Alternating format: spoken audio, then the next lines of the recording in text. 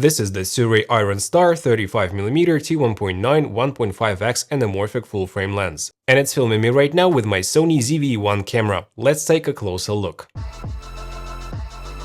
What's good, guys? My name is Oleg Nikitin and you're watching No Limits on the channel. So a 35mm 1.5x squeeze ratio anamorphic lens gives you approximately 23 to 24mm horizontally, but still keeping 35mm focal length vertically. On a 16:9 sensor, it gives you an aspect ratio of about 2.66 to 1, which is pretty narrow. So it'll be nice to use with cameras with open gate recording, 3:2 for example, or 4:3, so you won't have as narrow aspect ratio. And since the Sirui lens has a PL mount and an EF mount in the kit and they are interchangeable, you'll be able to adapt this lens to all the mirrorless cameras on the market right now. The IronStar series of lenses by Sirui is now having three main focal lengths: the 35mm, which I'm actually using right now, also the 45mm and the 60mm, and they're all T1.9. Also, all three lenses have exactly the same weight of 1 kg and the same placement of the aperture and focusing rings, so you can easily swap them out on the gimbal even if you're using a follow focus system.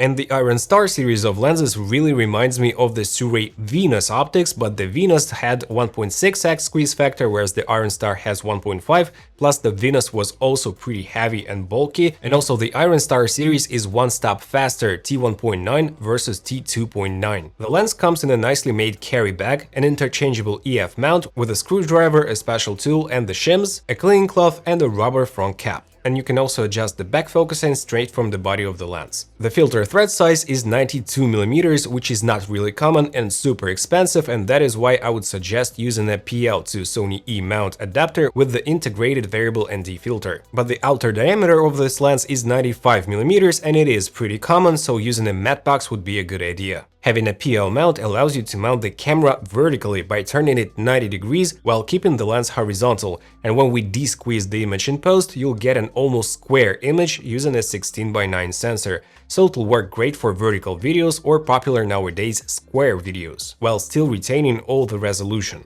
And that's an interesting life hack, guys. Also, using it this way gives you softer top and bottom parts of the image and not the left and right parts of the image as usual. But guys, obviously you cannot mount the native Sony E lens or a native Canon RF lens vertically, or the camera vertically and lens horizontally, because it's simply not working this way. That is why a PL lens in this regard, especially the anamorphic lens, is more interesting. A huge plus to the IronStars. And also today I'm using the Sirui PL to Sony E adapter, which is rock solid and pretty affordable. The lens is fully made out of metal, it has a very long focus throw of about 270 degrees, great for precise shots or working with a follow focus system, and the aperture ring is pretty stiff, so you won't change your aperture accidentally. On the bottom of the lens we also see a support base with double 1/4-inch threads, and it's a good idea to mount the lens to the tripod plate and not the camera to the tripod plate, especially if you're using a matte box. And of course this lens is a fully manual focus lens, it has no autofocus. Now let's take a look at the images this lens produces. Everything is shot wide open at T1.9 with my Sony ZV-E1 full frame camera in S-Log3. Since the focal length is pretty wide, we don't see a ton of bokeh, but when we do get closer to the subject, you can see a decent amount of blur and separation. Speaking of bokeh, it's really interesting. It has almost diamond shapes to it, but in my opinion, it looks super nice and distinct. And for an anamorphic lens, I would call it a pro and not a con. And by the way, the lens has 16-bladed aperture. And the minimum focusing distance, as with almost all anamorphic lenses, is pretty weak at only 65 cm, but still you can get decently close to your subject with it. Vignetting is almost minimal, even wide open.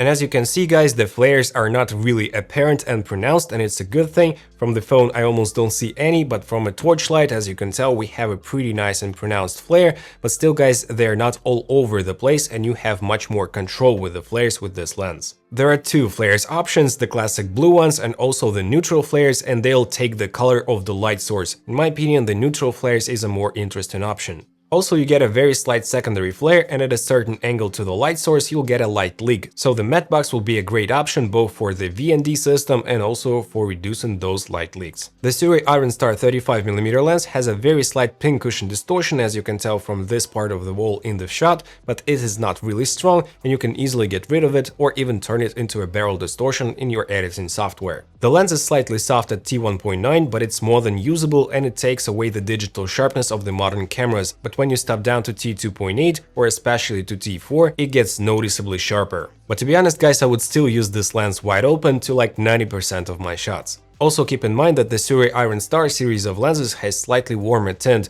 and I would shift the white balance to about 500 kelvins to get more or less similar results to my native Sony lenses. Chromatic aberrations are existent wide open, but not dramatic, and when you stop down, they almost disappear completely. The focus breathing is apparent, but it's well controlled for an anamorphic lens, as you can tell from this example. And also, this lens does not suffer from the non-constant squeeze ratio, so when you focus at infinity, it's 1.5, and when you focus on the minimal focusing distance, it's still 1.5. The previous generation of Sirui lenses, the first one, anamorphic lenses, they didn't have the constant squeeze ratio, and to be honest, it wasn't too easy to work with, but with recent Sirui lenses, this issue is resolved completely. The price of any Sirui IronStar lens is $1,000, and the kit of 3 lenses with a carry case is $2,850. And just for the reference, guys, the Atlas Mercury 35mm T2.2 Full Frame 1.5x Anamorphic lens is $8,000, and it's not even considered to be a premium anamorphic lens. We have even more expensive lenses, so considering this factor, I think that the IronStar is a great bang for a buck. And as for the focal length choice, I would say if you want to go with only one IronStar lens, I would pick the 45mm T1.9 lens because it's pretty versatile and still pretty wide as well.